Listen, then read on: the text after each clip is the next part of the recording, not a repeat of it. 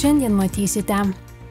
Ilgametis kelių policijos tarnybos viršininkas Virginijus Mačėnas palieka tarnybą. Lietuvoje įvyko nacionalinis diktantas. Šalyje vėl pablogėjo oro kokybė.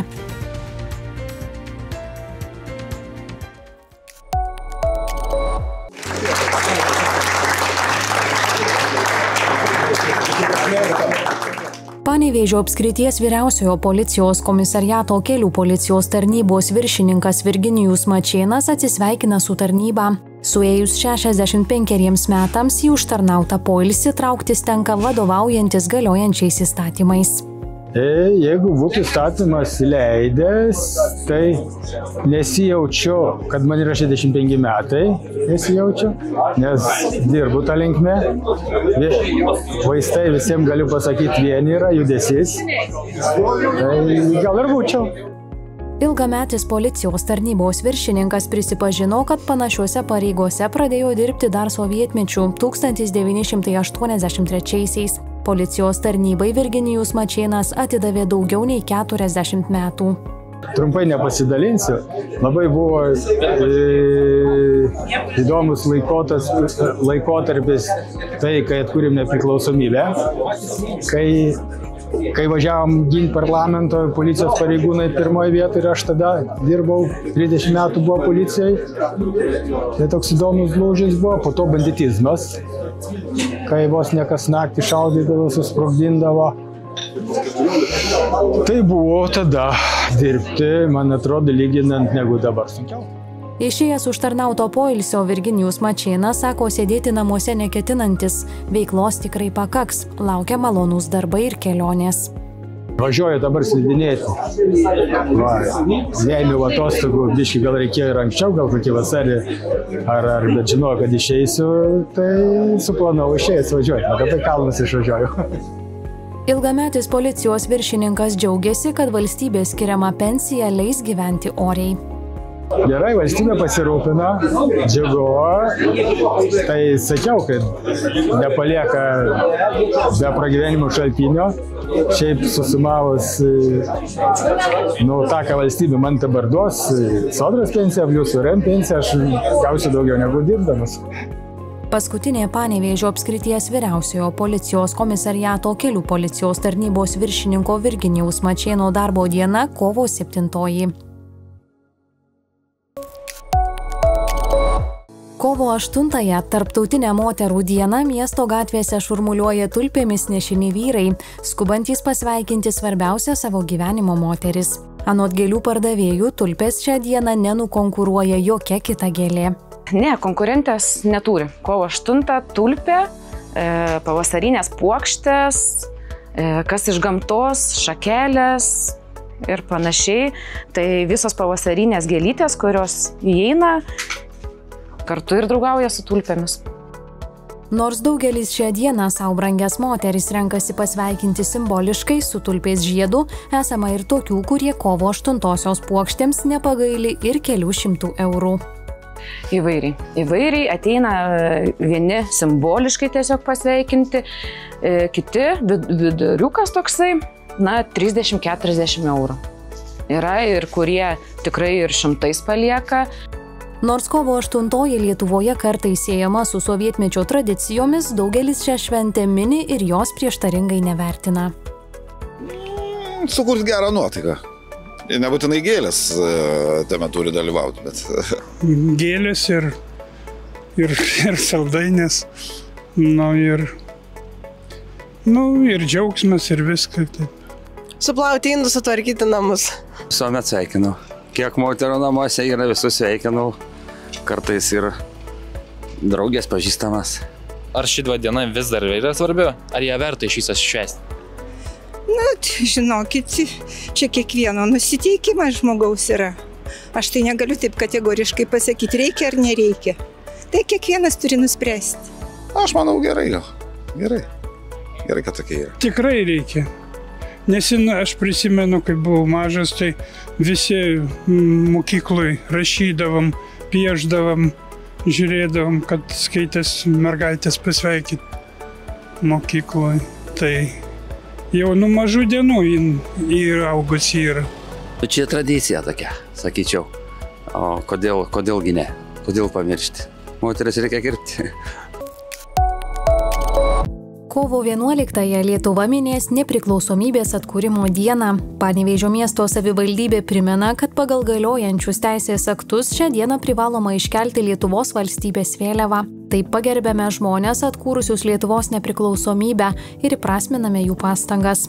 Pagal nustatytas taisyklės Lietuvos valstybės vėliava turi būti iškeliama 7 val. Ryto ir nuleidžiama 22 val. Ryto virš ar ant valstybės ir savivaldybių institucijų, kitų įstaigų, organizacijų, pastatų bei gyvenamųjų namų. Lietuva turi nemažai atmintinų ir šventinių dienų, tačiau valstybės vėliava privalo plevėsuoti per 3 pagrindinės valstybei svarbias datas – vasario 16, kovo 11 ir Liepos 6. Panevėžio miesto savivaldybės viešosios tvarkos skyriaus specialistai prižiūri ir reguliariai tikrina, kaip laikomasi vėliavų kėlimo tvarkos, ar gyventojai ir įstaigos tinkamai iškelia valstybinės vėliavas per privalomas šventinės dienas. Lietuvos valstybės vėliava neturi būti išblukusi ar suplyšusi.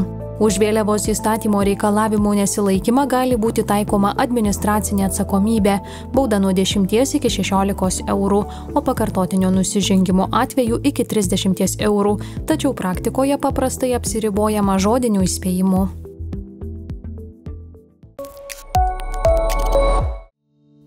Pavasarėjant ledas ant vandens telkinių tampa vis pavojingesnis. Gaisrininkai perspėja žvejus, kad pats laikas žvejybos ant ledo atsisakyti.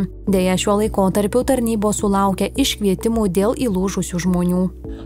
Pastarąją savaitę iš tiesų tokių gelbėjimo darbų buvo nemažai ir Kupiškyje mūsų kolegos išgelbėjo vieną žvejį įlūžusį ant ledo, o vakar kaip tik Panevėžio rajone prie Pavėšėčių tvenkinio, vienam neatsargiam žvejui visa žvejyba baigėsi labai sėkmingai, jisai įlūžo apie 30 metrų nuo kranto, bet jį pastebėjo praeivis, iškvietė ugniagesius ir atvykus ugniagesiam žvejys jau pats buvo išropojęs ant ledo nuo tos vietos, kuri lūžo, bet netgi ugniagesiai padėjo ir su gelbėjimo rogėmis dar surinko būtent tvenkinio viduryje likusią visą jų žvejybinę įrangą.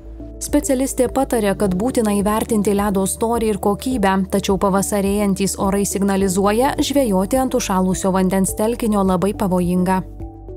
Ledas yra saugus ir išlaiko vieną žmogų, kai jo storis yra ne mažiau 7 cm. Jeigu nori lipti keletas asmenų, ledo storis turėtų būti ne mažiau 12 cm. Jeigu ledas yra jau, sakysim, kažkoks porėtas, nelygios spalvos, gelsvas, iš tiesų yra nesaugus. Aišku, reikia vadovautis ir sveiku protu, atsižvelgti į prognozes. Dabar jau iš tiesų orai yra šilti, tas ledas tikrai nebėra tinkamas žvejoti, taip kad jau visą žvejybą ant ledo reiktų baigti. Jeigu visgi nelaimė įvyko, įlūžus reikia išlikti ramiam ir imtis tam tikrų veiksmų. Jeigu jau teko įlūžti, tai pirmiausia reikia nepanikuoti, kuo platesnių plotų reiktų atsiremti į eketę ir nesistoti iš karto, jeigu pavyko išsiropšti iš vandens, o tiesiog po truputį šliaužti ir būtent šliaužti į tą pusę, iš kurios jūs atėjote, nes ten jau tas takas yra patikrintas ir toje pusėje ledas jau yra saugus. Svarbiausia nepasiduoti panikai, nes iš tiesų labai daugelis žmonių įlūždavo ir sėkmingai išsigelbėdavo. Panevėžio priešgaisrinės gelbėjimo valdybos specialistai patarė atėjus pavasariui atsisakyti poledinės žūklės ir taip saugoti savo sveikatą bei gyvybę. Kovo 7-osios rytą visoje Lietuvoje vyko nacionalinio diktanto konkursas. Panevėžiečiai nacionalinį diktantą rašė Mykolo Karkos pagrindinėje mokykloje, Panevėžio Elenos Mezginaitės viešojoje bibliotekoje ir Panevėžio apskrities Gabrielės Petkevičaitės bitės viešojoje bibliotekoje. Savo įstaigų patalpose egzaminą rašyti buvo kviečiamos mokyklų bendruomenės, įmonių, organizacijų kolektyvai. Kodėl nusprendėte dalyvauti nacionaliniam diktante? Tiesiog man labai patinka. Seniau mokyklos laikais, kai mokydavausi, labai patikdavo lietuvių kalba. Tiesiog gerai sekdavosi rašyba, dabar norėjau tiesiog atvykau išbandyti savo jėgas. Aš jau esu rašiusi prieš kokius 5 metus diktantą ir tiesiog, nežinau, nusprendžiau, kad reikia pabandyti vėl save išbandyti, kaip čia seksis. Rašyti šiaip su lietuvių kalba nesusijus, aš esu daugiau technikinis žmogus, bet kaip ir visiems, rašymas yra kiekvieną dieną ir pavyzdžiui, anūkai rašo iš kompiuterio, tai aš jau tikrai ištaisau klaidas. Kažkiek ruošiausi, kažkiek žiūrėjau, aišku, nežinau, kaip čia seksis, bet paprasčiausiai savęs išbandymas, ne dėl prizo, ne dėl kažko. Dėl to, nes mėgstu literatūrą, skaityti ir tiesiog smagu, dėl smagumo. Įprastai nacionalinis diktantas parašomas per 50 minučių. Raštingiausi dalyviai renkami 3 kategorijose – mokinių, suaugusiųjų ir užsienio lietuvių. Konkurse dalyvauti negali profesionalūs lituanistai. Ar kažkaip specialiai ruošitės šiam diktantui pačiam? Šiek tiek ruošiausi. Taip. Internete klausiau senus ankstesnius diktantus, skaičiau, žiūrėjausi. Irgi tiesiog pasižiūrėjau, buvo pernai metų kažkokia įkelta medžiaga, tai va tą peržiūrėjau. Atrodo, taip viskas aišku, bet... Ne, tiesiog pasikartau biškį ir viskas. Nacionalinį diktantą nuo 2006 metų organizuoja viešoji įstaiga Pilietinės minties institutas. Šis visiems atviras renginys skatina meilę lietuvių kalbai, stiprina raštingumo įgūdžius ir primena, kad kiekviena klaida yra galimybė tobulėti. Šių metų organizatorių šūkis – rašyk, klysk, išmok. Ką jums reiškia dalyvavimas šiame diktante? Tiesiog noriu atliepti Lietuvos valstybėje organizuojamą šitą renginį ir dėl visuomeniškumo tiesiog. Man tai turi savęs išbandymas toks, vis vien reikia palaikyti idėją, graži idėja. Lietuvių kalba turi būti mūsų kalba, sena kalba, graži kalba.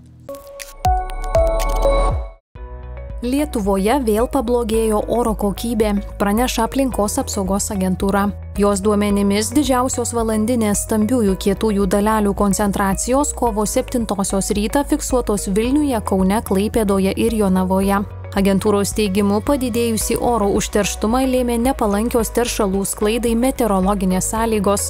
Tai yra sausi orai, nuo nešvarių kelių paviršių keliamos dulkės ir pietinių oro srautų į Lietuvą atnešami teršalai iš kitų šalių. Kietųjų dalelių koncentracija išliks padidėjusi ir savaitgalį.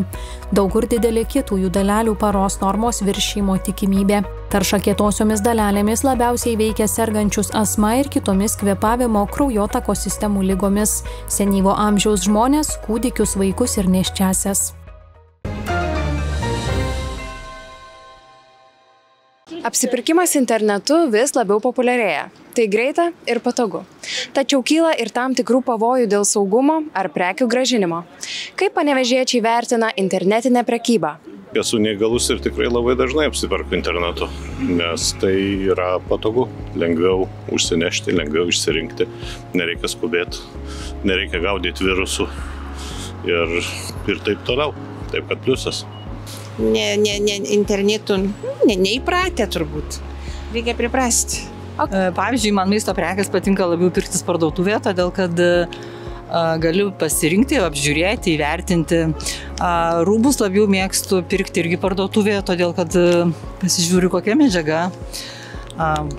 Batus taip pat, todėl kad batai tai tiesiog aš jų negaliu nusipirkti nepamatavus. Žinokit, neapsipirkinėju. Nežinau, yra kas iš giminų labai apsipirkinėja. Būna ir apgaulės, ir tie rūbai būna netokie, kokie užsisakydavo, turėdavo grąžinti. Taip, tai daug kas iš mūsų giminaičių užsisakinėja. Aš nelabai, bet dukra šeima, jaunims jie labai dažnai. Patogiau pirkti, galim pačiupinėti, kaip sakyti, ar ne, ir ne taip galbūt nusiviliam. Internetu taip, užsisakau kai ką, užsisakau, taip, kartais visai patogu, bet žinot, kartais ir tų nusivylimų būna, tai. O kaip manot, kokie gali būti trūkumai? Trūkumai apgavystės dažniausiai. Ir reikia šiokio tokio kompiuterinio, sakykime taip, raštingumo, kad išsirinkti patikimą tiekėją arba patikimą pardavėją, nes paskutiniu metu labai daug įvairiausių bandymų parduoti netikras prekes, apgauti. Kokie gali būti privalumai apsipirkinėjimo internetu? Gal patogiau, bet man neįdomu. O trūkumai? Kaip sakot? O trūkumai? Nepatikimumas kažkoks, tai gal atsakyčiau. Privalumai, kad nereikia stovėti eilėse. Trūkumai gal tokie, kad kartais tos prekės netinka ir tu jas esi priverstas grąžinti. Ir tokiu atveju laukti vėl, kada tu gausi ar nusipirksi kitą prekę. Gal patogiau, į namus gauni siuntinį, nereikia niekur. Paštomat nuvažiuoji ir užsisakai. Ir greičiau tos prekės kitas iki. Va mergaitės buvo krikštynos, per kelias dienas ieškojom būtent baltos striukytės, 3 dienos ir gavom prekę, labai džiaugiamės. Yra plius yra minus. Aš tai dažniausiai nepataikau. Privalumas galbūt, kad viskas va čia ir ne, šalia niekur eiti, tiesiog viskas moment. O tie minusai, kaip ir minėjau, kad ten, žodžiu, kartais visai netitinka to, ką nori, tai toks biški būna kaip katė maišė. Tai... Gal esat pats susidūrę su apgavystėm? Yra tekę. Dažniausiai tai tos nepatikrinamos svetainės tokios kaip Facebooko marketas, tarkim, ten, kur tu nematai prekę, iš anksto sumoki. Aišku, su protu rizikuojant, žinant sumą, kurios negaila prarasti, galbūt ir verta rizikuoti pagal skelbimus privačius. Tačiau nepatarčiau. Visiems reikėtų pasitikrinti ir pamatyti prekę arba produktą, kurį įsigyji.